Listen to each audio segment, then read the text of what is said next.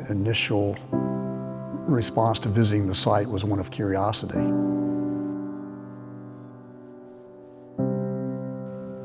Why these earthworks here in the middle of nowhere? At that time, of course, there's development all around us now, but at that time it was in the middle of nowhere.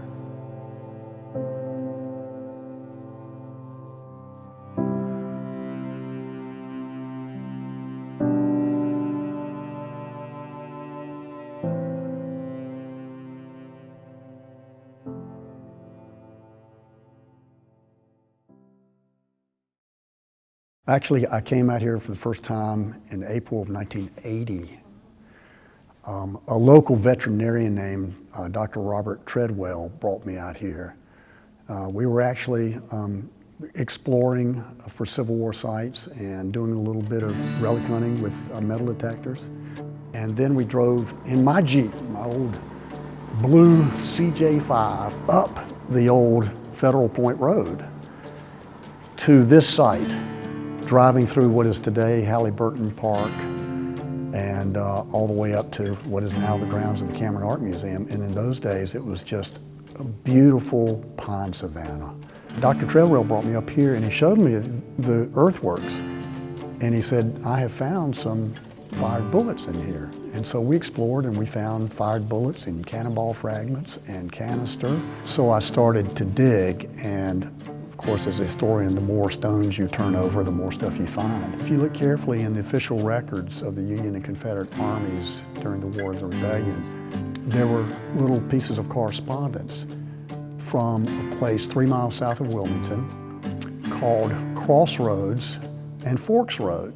And then, of course, when the Camerons made plans to build the museum here in 2000, that's when we really ramped up the preservation effort.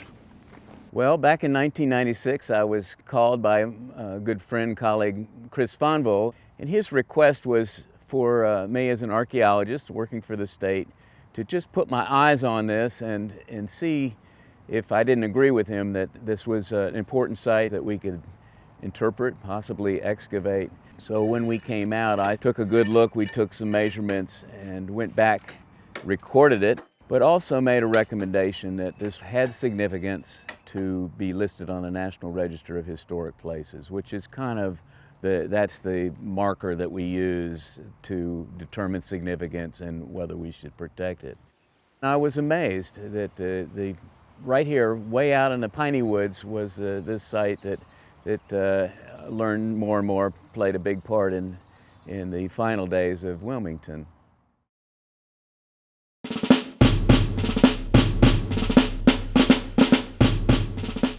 Wilmington was the largest city in North Carolina in 1860.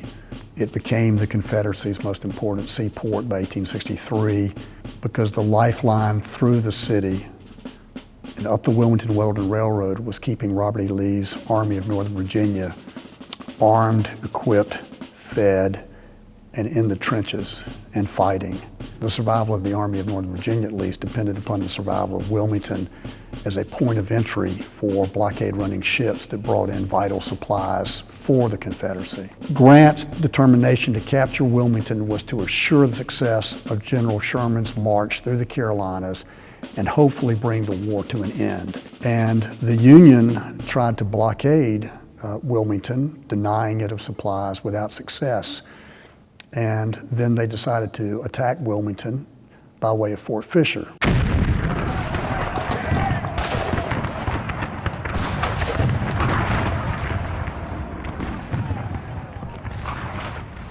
The Union had tried to take it once. They came back, they took it finally with a tremendous onslaught, a naval armada of more than 60 ships. And I think everybody in Washington thought, okay, we've got Fort Fisher, march up the peninsula, grab Wilmington. And that's how the Battle of Forks Road comes into play. The advance began on February the 11th, but it wasn't easy going. It turned out taking Fort Fisher was such a bloody, costly debacle that it was more than a month before they could actually patch their forces up and start north on the peninsula.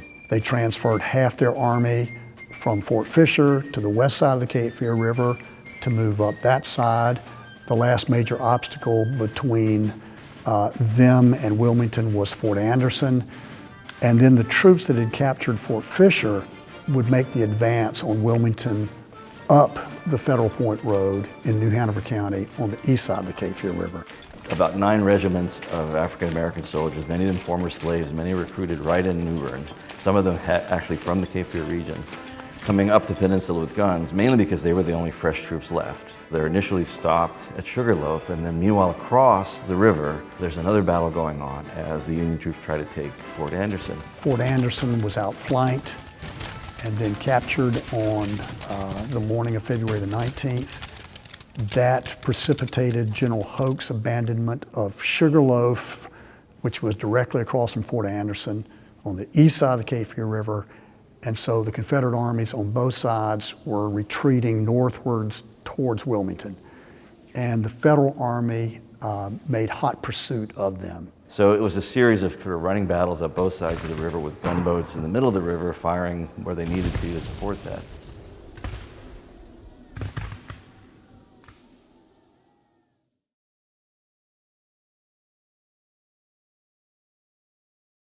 I had gone into Will Reeder's florist on Oleander and Dawson Street to buy some flowers for a girlfriend.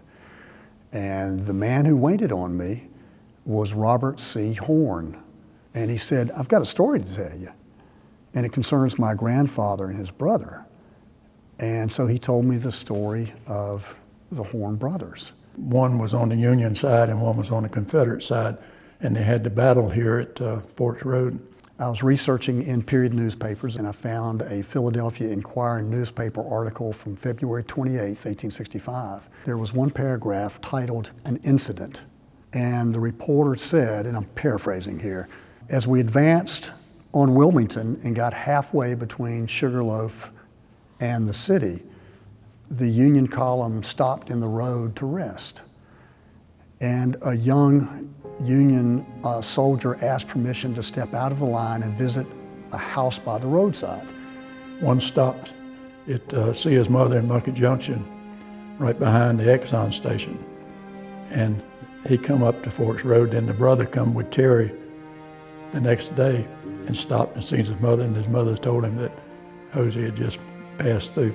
The Horn family house was located halfway between Sugarloaf, just above Fort Fisher, and Wilmington, and along the side of the Federal Road. And both armies would have marched on that road. It seems reasonable to me, very plausible, that Hosey Horn would have stopped to say goodbye to his parents and his family as the Confederates retreated towards Wilmington. The following day, when the Union Army marched past the house and stopped to rest, that Jacob Horn would have gone inside to say hello to his parents, who he might not have seen in a couple of years.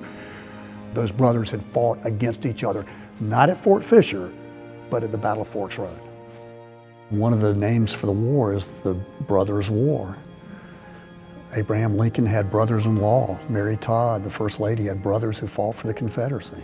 From the top to the bottom, it pitted families against families and communities against communities, brothers against brothers. Certainly there would have been a feeling in the community that Jacob had betrayed his family, betrayed North Carolina, betrayed the South. And, you know, he had to negotiate all that. For a while, there was tension between them. But eventually, time went by and passions cooled. No animosity after the war. They farmed together. Granddaddy had a 400-acre farm on the Beech Road, and Jacob was living down on the Masonboro Loop Road, or Muddy Grove Road, and that's where his family was, buried right next to one another. And the children and the families are all of them here today. They're all buried right out there at the Horn Cemetery. All that's been lost in the mists of time, but I think it's a wonderful story about reconciliation and reunification. And then they're buried together in the same family cemetery.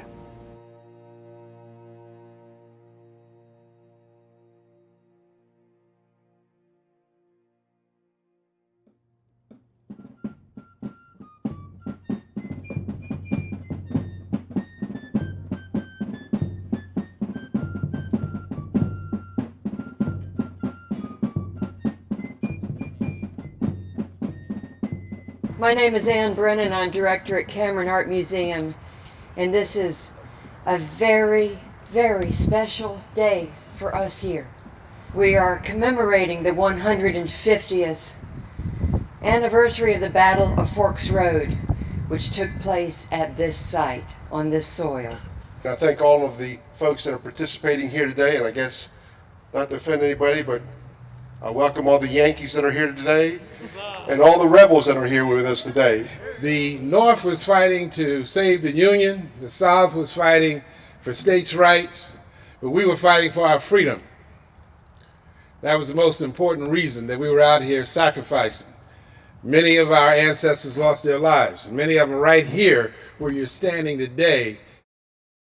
The Confederates had built a long, strong line of field works from the Kaifia River, which is about 2 miles from where we are, all the way out to this site and beyond.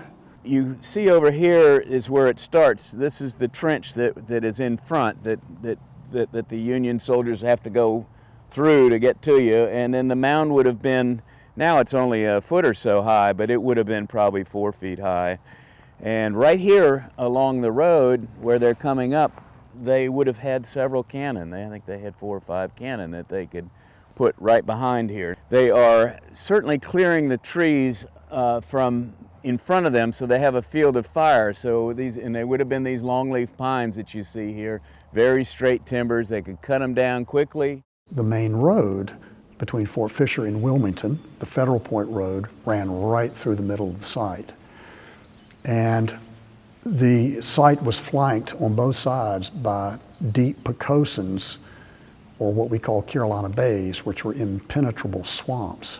So they threw up these revetments, earthworks, and the area right that we'll see along here right next to the road was large enough to put their cannons behind, and then extended on out with rifle pits. And to test the defenses, to see what they're up against, the Union officer, General Terry, said, I want you to push on, try to overrun the Confederate defenses because we want to capture Wilmington as soon as we possibly can.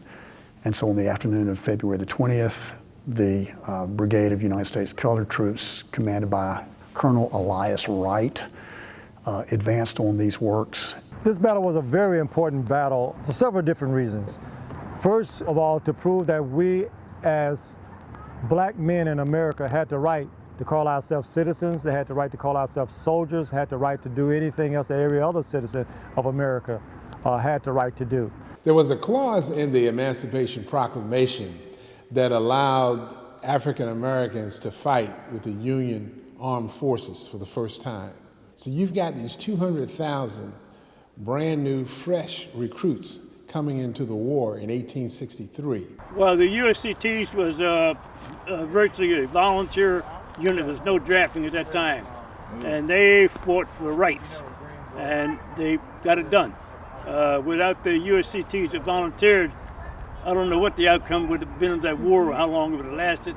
Me being a Korean War vet, and also being a USCT, a U.S. colored troop, I share the same sentiments that they do. 65% of the USCTs were ex-slaves. They're Southerners. One of the things you do have at Forks Road, which you don't have in battles, say up in Maryland or Gettysburg, is you do have a lot of people fighting on home ground. You've got Confederates that are from here, you've got garrison troops from Fort Fisher who've lived here all their lives and now they're at Fort Fisher, and some of them escape and are part of the defense at the various positions. And you also have blacks who grew up here, had family here, now have returned. And it's not inconceivable that they would have recognized some of each other across the battle lines. If you begin the journey to becoming a soldier in the USCT, it wasn't, in the wonderful movie about the Massachusetts Regiment. They're already living in the North, they're already free, there are people that have jobs and trades and whatever.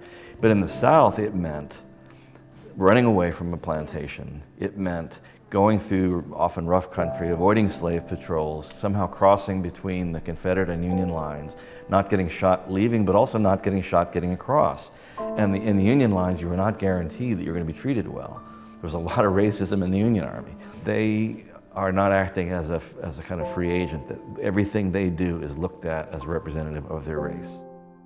And so when those troops go into battle, they're not just saying, well, we better, do our job because the captain or the sergeant or the general is looking at us. They're thinking the eyes of all of our people are upon us here, so what we do matters.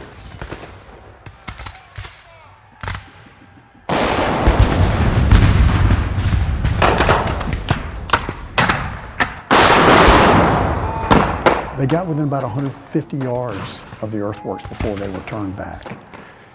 And one Union soldier said, it might have been fun for General Terry, but it wasn't much fun for us. We know that they took casualties. They retreated back to a ridge about 500 yards south of here, and then they constructed earthworks and dug foxholes. And then a firefight ensued between the lines that lasted for about 34 hours.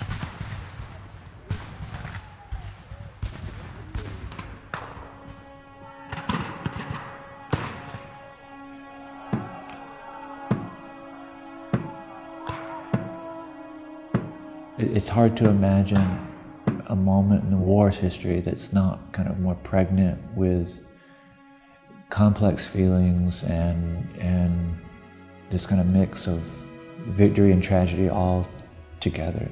Most of them had fought in engagements where Confederate troops had a no prisoners policy.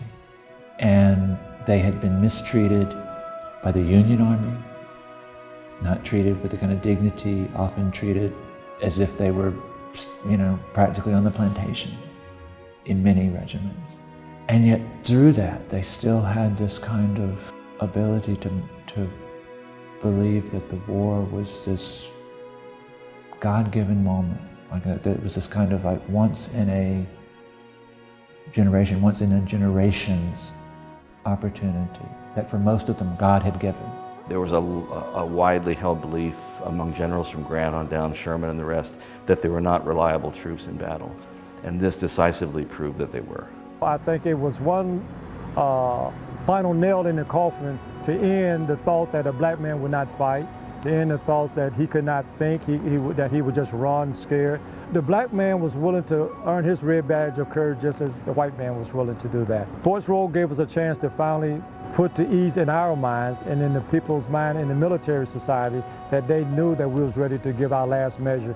General Braxton Bragg, who was the commander of the Department of North Carolina and the Department of the Cape Fear, had literally the day before the Federals began their advance on Wilmington, gone to Richmond on military business. When Braxton Bragg returned and saw Union forces within firing sight of the city to the west, and he knew about the battle that had taken place at Forks Road to the south, he decided to get out of Dodge and so abandoned Wilmington, and that evacuation took place before dawn on the 22nd. Union forces advanced up the road, took this position, secured it, and then moved on towards Wilmington. John Dawson, the mayor, met the troops outside of Wilmington and surrendered the city before the troops could enter. And then they marched in.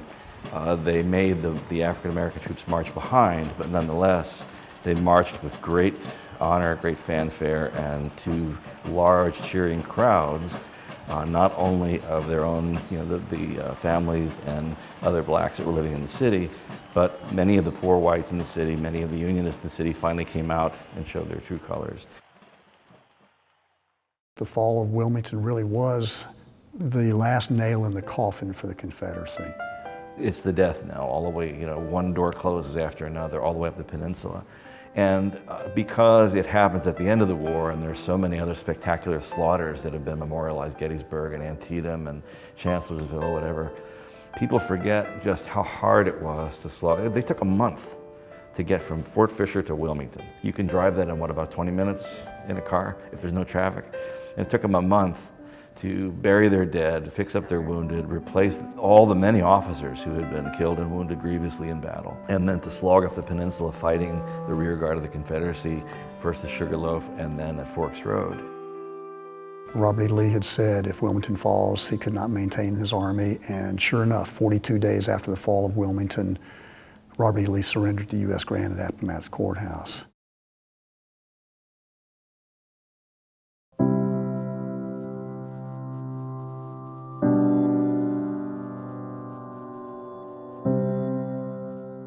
I've always contended that this is not only an important Civil War site, but it's an important African American site as well. It was transformational. It was really transformational, and this is the ground on which it happened.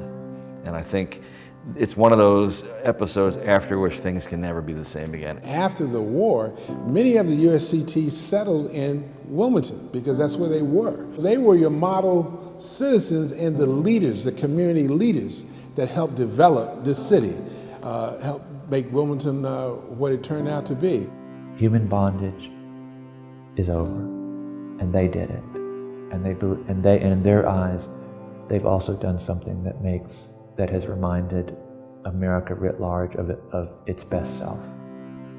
For people who were born here, or people who have lived here for years, I'm preaching to the choir when it comes to local history. We understand the mystery and the charm and the appeal and the attraction of Wilmington and the Lower Cape Fear, how it fits into the larger scheme of things in the history of our state, but also in the history of our nation. This is a special place for me.